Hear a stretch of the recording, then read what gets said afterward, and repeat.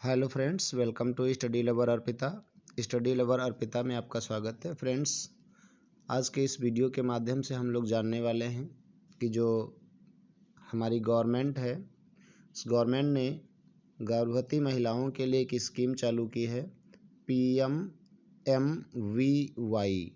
प्रधानमंत्री मातृ वंदना योजना। प्रधानमंत्री मातृ वंदना योजना। और इसके तहत जो है हमारी गवर्नमेंट जो प्रेग्नेंट वुमेन हैं, गर्भवती महिलाएं, उनको 5,000 रुपये की धनराशि प्रोवाइड कराती है DBT के माध्यम से, जो उनके डायरेक्ट बेनिफिट ट्रांसफ़र उनके अकाउंट में पैसा जाता है और वो अकाउंट जो आधार से सीड होता है उस अकाउंट में पैसा पहुंचता है। तो इस 5,000 रुपये का लाभ लेने के लिए महिलाओं को क्या करना पड़ता है, कैसे उनको फॉर्म ये भरवाना होता है PMMVY वाला, इस सारे प्रोसेस को हम लोग जानेंगे। तो चलिए लेट ना करते हुए पहले इस प्रोसेस को जानते हैं कि हमें क्या करना है। तो सबसे पहले हमको यहाँ पे गूगल पे आ जाना है और गूगल पे यहाँ पे टाइप करना है PMMVY। जैसे ही हम लोग यहाँ पर डालेंगे, इसको सर्च करेंगे, ऊपर साइट आ जाएगा। अब देखो यहाँ पर जैसे हमने इसको सर्च किया है तो यहाँ पर सबसे पहले मांग रहा है कि हमें अपना यूज़र ID डालना है। यूज़र ID के बाद पासवर्ड डालना है और पासवर्ड के बाद ये जो कैप्चा आ रहा है, इस कैप्चा को यहाँ पे फिल करना है और फिल करने के बाद हमको इसको जो है लॉगिन कर देना। देखिए मैं थोड़ा इसको लार्ज कर ले रहा हूँ। यहाँ पे यूज़र ID, यहाँ पे पासवर्ड और ये वाला कैप्चा यहाँ पे फिल करना है, फिर लॉगिन वाले बटन पे टिक करना है। तो हम जो है OTP आएगा फ़ोन पे और OTP को हमको डालना पड़ेगा। OTP डालने के बाद जो है हम लोग इसके फॉर्म पर पहुंच जाएंगे। तो सबसे पहले हम ऐसा करते हैं, यहाँ पे अपनी यूज़र ID वगैरह डाल लेते हैं। ये मेरी यूज़र ID हो जाती है और मैं यहाँ पे अपना पासवर्ड डाल लेता हूँ और फिर मैं यहाँ पे अपना कैप्चा फिल कर लेता हूँ।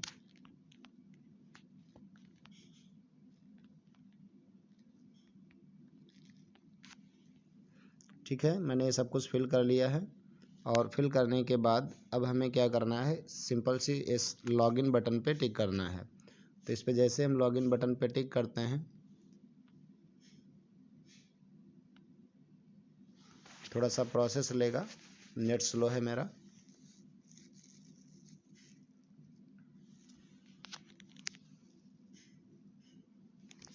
तो जैसा कि आप देख पा रहे हैं, यहाँ पर देखिए मेरा जो ID नंबर है वो ID नंबर आ गया है और इसके बाद ये वेरीफाई करने को बोल रहा है। तो वेरीफाई करने के लिए आप टिक कर दीजिए। जैसे ही टिक करेंगे तो देखिए यहाँ पर एक ऑप्शन आ रहा है। क्या ऑप्शन है, आपको यहाँ पे थोड़ा सा लार्ज करके दिखा देते हैं। देखिए यहाँ पे कह रहा है कि लास्ट में जो मोबाइल नंबर है 9362 है ना, इस पर एक OTP आएगा। उस OTP को यहाँ पे हमें फिल करके फिर यहाँ पे वैलिडेट पे हमको टिक कर देना है। तो चलिए पहले हम इस OTP को यहाँ पे फिल कर लेते हैं क्या है।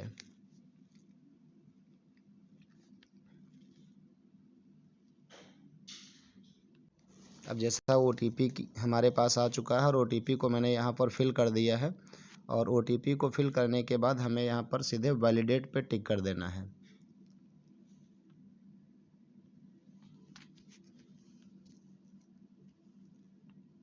थोड़ा सा वेट लेना है क्योंकि मेरा नेट स्लो है। ठीक है, अब मैं यहाँ पे अपना फॉर्म ओपन कर लिया हूँ और यहाँ पे देखिए जिस नाम से मेरा आंगनबाड़ी का नाम, मोबाइल नंबर जो भी है, ये सब कुछ आ चुका है। अब यहाँ पे हमें सिंपली क्या करना है, यहाँ पर देखिए 3 लाइन्स हैं। ठीक है, इन 3 लाइन्स पे हमें टिक करना है। तो जैसे हम इस 3 लाइन पे टिक करते हैं तो यहाँ पर आपको दिखाई पड़ रहा है एक डाटा एंट्री का ऑप्शन आ रहा है, एक सर्च बेनिफिशियरी का ऑप्शन आ रहा है और एक सर्च प्री रजिस्टर्ड बेनिफिशियरी का, सर्च रिजेक्टेड बेनिफिशियरी का और रिपोर्ट WCD। ठीक है, और एक रिपोर्ट PMMVY और एक साइन आउट का। तो हमें यहाँ पे सिंपली सबसे पहले अगर हमें अपना डाटा एंट्री करना है, मीन्स फॉर्म भरना है हमें, तो क्या करना है, देखिए सबसे पहले हमें यहाँ पर टिक करना होगा डेटा एंट्री पे। ठीक है, और डेटा एंट्री पे जैसे टिक करते हैं तो यहाँ पे देखिए एक और ऑप्शन आ जाता है बेनिफिशियरी रजिस्ट्रेशन। और बेनिफिशियरी रजिस्ट्रेशन पे हमको टिक करना है क्योंकि हमें लाभार्थी का यहाँ पे रजिस्ट्रेशन करना है। तो यहाँ पे हम टिक कर लेते हैं बेनिफिशियरी रजिस्ट्रेशन पे। अब जैसे ही हमने बेनिफिशियरी रजिस्ट्रेशन पे टिक किया तो देखिए पूरा फॉर्म खुल के आ गया है कि लाभार्थी का फॉर्म हमें कैसे कैसे भरना है। ठीक है, तो मैं इसके एक एक ऑप्शन को आपको समझा रहा हूँ, आराम से देख करके ऐसे फिल कर लीजिए, कहीं मिस्टेक नहीं होगी। तो सबसे पहले क्या करना, देखो कह रहा है क्या लाभार्थी केंद्र सरकार या राज्य सरकार या पीएसयू का कर्मचारी है। यदि वो है तो हाँ पे टिक करना है, नहीं है तो फिर नहीं पे टिक करना है। और हाँ पर टिक करने पर क्या होगा कि इस जो योजना का लाभ है वो शायद ना मिल पाए, और जो नहीं इसमें हैं उनको जो है लाभ मिलेगा। अब देखो क्या कह रहा है, आवेदन किस लिए करना है। आवेदन के लिए अगर पहला बच्चा है, पहले बच्चे के लिए आवेदन कर रहे हैं, या दूसरी अगर कोई बालिका होती है, यानी पहला बच्चा जन्म ले चुका है और दूसरी अगर कोई बालिका जन्म लेती तो भी इसका लाभ मिल जाएगा। तो दूसरी बालिका अगर जन्म ले रही तो यहाँ पे टिक करेंगे, अगर पहला बच्चा है तो आप यहाँ पे टिक करेंगे। तो मैं फिलहाल यहाँ पहले बच्चे के लिए टिक कर ले रहा हूँ। ठीक है, अब इसके बाद देखिए ऑप्शन कह रहा है जीवित बच्चों की संख्या कितनी है, इसको थोड़ा ध्यान से भरना है। अब जीवित बच्चों की संख्या, अगर पहला बच्चा ही है जो जन्म लिया है तो यहाँ पे टिक करेंगे और संख्या 1 भर देंगे। ठीक है, लेकिन यदि अगर मान लीजिए ये आपका पहला बच्चा जन्म ले चुका है और दूसरी बालिका ने जन्म लिया है, उसके लिए आप फॉर्म भर रहे हैं, तो बच्चे हो जाएंगे 2, तो यहाँ पे टिक करेंगे और 2 को फिल कर देंगे। ठीक है, जैसे भी आपके पास ऐसा कोई मतलब वो है, अगर फर्स्ट बच्चा है तो फर्स्ट पर टिक करेंगे और यहाँ पे संख्या 1 भर देंगे, और यदि दूसरा बच्चा है तो यहाँ पे दूसरी बालिका पर टिक कर लेंगे और यहाँ पे संख्या जो है 2 भर देंगे। ठीक है, यहाँ तक इसके आगे बढ़ते हैं। नेक्स्ट का जो हमारा कॉलम है, कह रहा है क्या लाभार्थी के पास आधार कार्ड है, तो यहाँ ऑलरेडी टिक रहेगा, यहाँ पे आपको कुछ नहीं करना है। इसके बाद देखो यहाँ पर आपको एक चेक सिंबल बना हुआ है, इस पर टिक कर देना, ऐसे आप यहाँ पे टिक कर देना टैप करके। अब यहाँ पर क्या कह रहा है कि आपको नाम फिल करना है, तो जो भी लाभार्थी है, ठीक है, उस लाभार्थी का जो नाम है, जो महिला जिसका आप फॉर्म भर रहे हैं उसका नाम यहाँ पे भर लेंगे। ठीक है, नाम भरने के बाद यहाँ पर उसकी आधार संख्या भरेंगे। ठीक है, आधार संख्या भरेंगे। आधार संख्या भरने के बाद उस महिला की जन्म की तारीख, ठीक है, जन्म तिथि जिसको बोलते हैं, उस जन्म की तारीख को यहाँ पे फिल कर देना है। फिर इसके बाद में क्या देखिए, उसकी उम्र कितनी है, जैसे आप डेट ऑफ बर्थ फिल करेंगे तो यहाँ पे उसकी उम्र लिख करके आ जाएगी कि वो महिला कितने वर्ष की है। फिर इसके बाद अगला ऑप्शन आता है श्रेणी।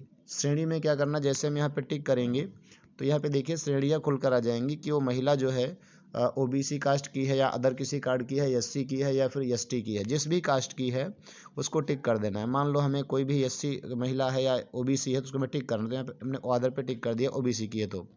इसके बाद देखिए क्या अगला ऑप्शन आ रहा है, मोबाइल नंबर। तो हमें उस महिला का यहाँ पर मोबाइल नंबर फिल कर देना है, और मोबाइल नंबर फिल करने के बाद फिर क्या कह रहा है, मोबाइल नंबर बिलोंग्स टू, एक ऑप्शन आ रहा है मोबाइल नंबर किससे संबंधित है, यानी मोबाइल नंबर वो किसका, जो नंबर दिया गया है। तो देखिए यहाँ पे बहुत सारे ऑप्शन आते हैं कि खुद का उस महिला का है तो सेल्फ पे टिक कर देंगे, यदि उसके पति का है तो हस्बैंड पे टिक कर देंगे, यदि वो उस महिला की माँ का मोबाइल नंबर जो है वो तो मदर पे टिक कर देंगे, पिता का है तो ये सास का है या ससुर का है। ठीक है, या इसके अलावा भी किसी अन्य का है तो फिर अदर पे टिक कर देंगे। ठीक है, ये सारे ऑप्शन आपको जो भी है, मान लो अगर मैं उस महिला का खुद का नंबर है तो मैं यहाँ पे सेल्फ पे टिक कर लेता हूँ। ठीक है, तो मैं सेल्फ पे टिक कर दिया हूँ।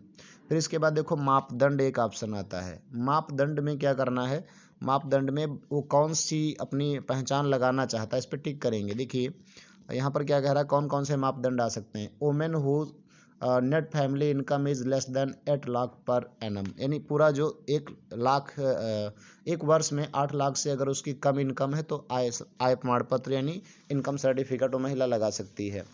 इसके अलावा अगर ये उसके पास इनकम सर्टिफिकेट नहीं है तो women holding MNREGA job card, अगर नरेगा में जॉब कार्ड है इस महिला का तो उसको लगा सकती है।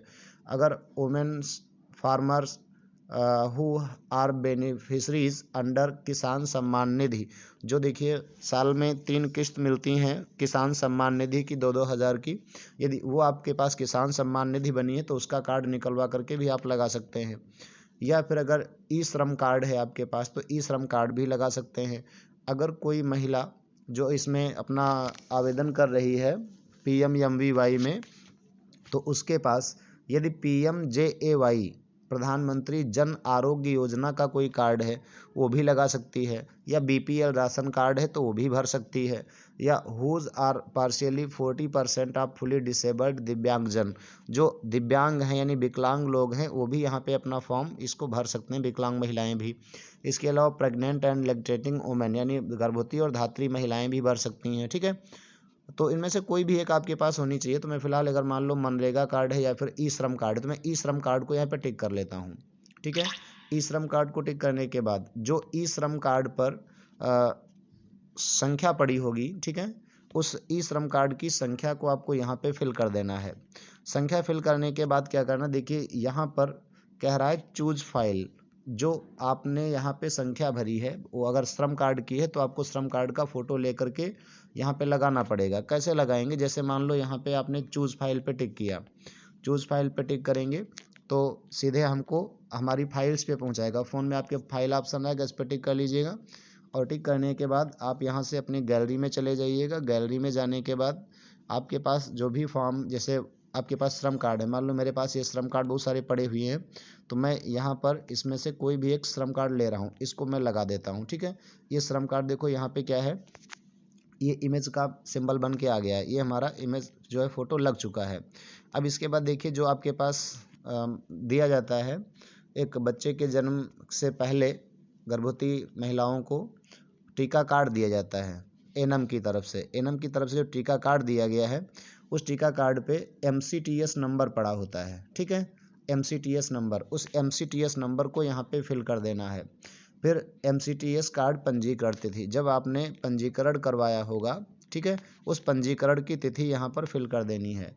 और अंतिम माहवारी यानी LMP डेट, अगर कोई महिला प्रेग्नेंट होती है तो उसको अंतिम समय में जो माहवारी आती है उसकी डेट जो है यहाँ पे फिल कर देनी है, यानी LMP डेट जिसको बोलते हैं। और ध्यान रखना LMP डेट जो भी यहाँ आपकी पड़ेगी उससे 1 महीने बाद या 2-4 दिन बाद या 10 दिन बाद की ही ये MCP कार्ड जो होता है उसकी तिथि पड़ती है। यदि आपने पंजीकरण पहले करवा लिया और LMP डेट बाद की डाली तो फॉर्म नहीं होगा। इसके अलावा में प्रसव पूर्व जांच, बच्चे के जन्म से पहले यहाँ पर प्रसव पूर्व जांच करवाई जाती है। वो जांच किस तारीख में हुई है ना, वो तारीख यहाँ पे डालनी। जन्म से पहले जो भी बच्चे का जन्म होने वाला है उससे पहले जो उसकी जांच करवाई जाती है उस जांच की तारीख यहाँ पे फिल कर देनी है। इसके अलावा में बच्चा अगर पैदा हो चुका है तो यहाँ पे नहीं और हाँ 2 ऑप्शन आ रहे हैं। बच्चा पैदा हो चुका है तो हाँ पर टिक कर देना है, अगर नहीं पैदा हुआ है तो नहीं पर टिक कर देना है। और यदि बच्चा पैदा हो चुका है तो बच्चे के जन्म की वास्तविक तिथि, जिस तारीख में बच्चा पैदा हुआ है उस तारीख को यहाँ पे फिल कर देना है, ठीक है। फिर नेक्स्ट देखिए कौन कौन से ऑप्शन है। ये कह रहा है कि इस गर्भावस्था के दौरान है ना पैदा हुए बच्चों की संख्या। अब देखो यहाँ पे क्या करना है, इस गर्भावस्था में, इसके पहले जो बच्चे हैं उनसे मतलब नहीं है, इस बार में बच्चे जो पैदा हुए हैं उनकी संख्या पूछ रहा है। तो यहाँ पे जैसे टिक करेंगे तो 1 2 3 4 है ना, 4 तक के ऑप्शन मिल रहे हैं। यानी इस गर्भावस्था में एक बच्चा पैदा हुआ है, जुड़वा बच्चे 2 पैदा हुए हैं या 3 या फिर 4 जो भी हैं। तो अगर 2 बच्चे पैदा हुए हैं तो 2 पर टिक करेंगे, अगर एक बच्चे का जन्म हुआ तो 1 को टिक करेंगे। फिलहाल मैं 1 को यहाँ पर टिक कर ले रहा हूँ, ठीक है। नेक्स्ट इसके बाद में देखिए क्या कह रहा है, एक और अगला ऑप्शन आ रहा है इंस्टीट्यूशन का। बच्चे के जन्म का स्थान का प्रकार क्या है, संस्थान का प्रकार क्या है, किस प्रकार के संस्थान में बच्चे का जन्म हो। तो यहाँ पे मैं टिक करता हूँ। देखिए बहुत सारे ऑप्शन आ गए हैं, गवर्नमेंट हॉस्पिटल में हुआ है या प्राइवेट हॉस्पिटल में हुआ या घर पे बच्चे का जन्म हुआ है ना, ट्रांजिट या फिर आंगनबाड़ी सेंटर में, जहाँ भी हुआ है वहाँ पे इसको फिल कर देना है।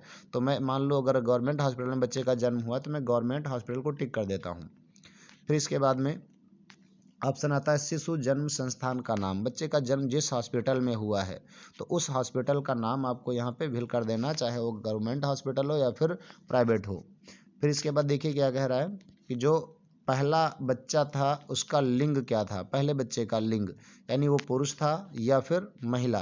तो यहाँ पुरुष है तो भी आप पुरुष पर टिक कर देंगे, महिला अगर कोई लड़की जन्म ली है तो उस लड़की को, महिला को टिक कर देंगे। फिर इसके बाद आपको क्या करना है और थोड़ा सा नीचे आना है। तो यहाँ पर देखिए वर्तमान पता, जो वर्तमान वो महिला वर्तमान समय में कहाँ रह रही है तो उस पते वाले में आपको विलेज एंड पोस्ट और डिस्ट्रिक्ट, गांव, पोस्ट और ज़िला ये भर देना है।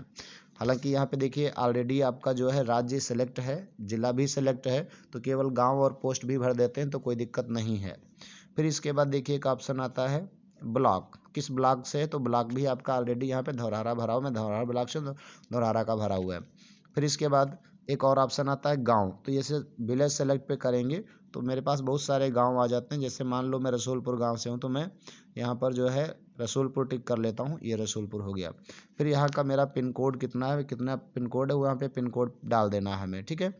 और इसके बाद देखिए सिंपल सी एक यहाँ पे ऑप्शन आ रहा है सबमिट, और सबमिट के ऑप्शन पर जैसे ही हम लोग यहाँ पे टिक करेंगे, ठीक है, सबमिट के ऑप्शन पे जैसे ही टिक करेंगे तो हमारा पूरा फॉर्म जो है कंप्लीट हो जाएगा और हमारे पास जो है उसका रिकॉर्ड आ जाएगा।